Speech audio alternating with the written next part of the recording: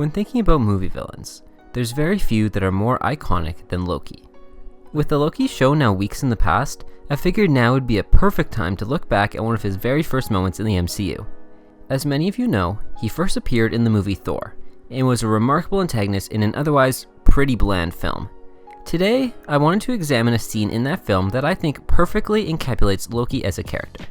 This scene is the one where Loki questions Odin about his lineage and discovers that he is actually an ice giant. I think this scene is so great because it gives us Loki's arc and motivations throughout the entirety of Phase 1 and beyond, all in a single interaction between two characters.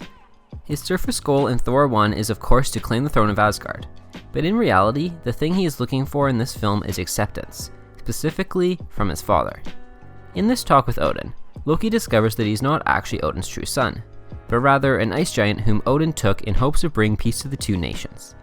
In this moment, Loki comes to the conclusion that this is why Odin favors Thor over himself. Loki loses his temper and yells at him until Odin falls into a coma. The following actions that Loki takes in this film are all done in order to win his father's approval. He banishes Thor in order to lift the shadow off of himself, and lets ice giants into the castle just so that he can kill them and be responsible for saving his father's life. In doing this, he hopes that Odin will accept him as his own, and one day choose him to become the king of Asgard. While on the surface this just looks like a ploy to become king, the truth is that the throne is what Loki believes will allow him to be accepted by his people, and of course, his father. It's actually really sad when you think about it. The only reason why Loki becomes a villain is because he lacks love from his father. This is taken further in the Avengers after Loki has failed to gain his father's admiration and respect in Thor 1. In that film, he wishes to be worshipped by the people of Earth, something that can again be tied back to this villainous scene and his need to be approved of. This all becomes even sadder when you realize that even in his most recent MCU appearance, he has still failed to gain this love and acceptance from anyone, over 10 years later. At the end of the Loki show, Loki is just as alone and unloved as when he began his search back at this moment in Thor 1.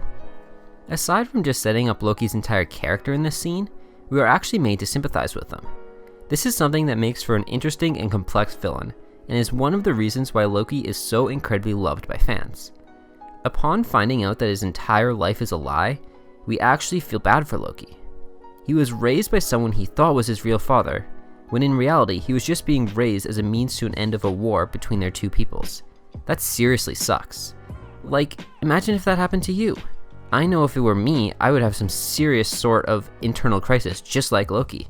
While he does end up crossing several lines after this and becomes a villain throughout most of Phase 1, we can still feel bad for him thanks to this incredible scene. Finally, this scene is amazing as it sets up not just the character of Loki, but also a major plot point for Loki in the remainder of Phase 1.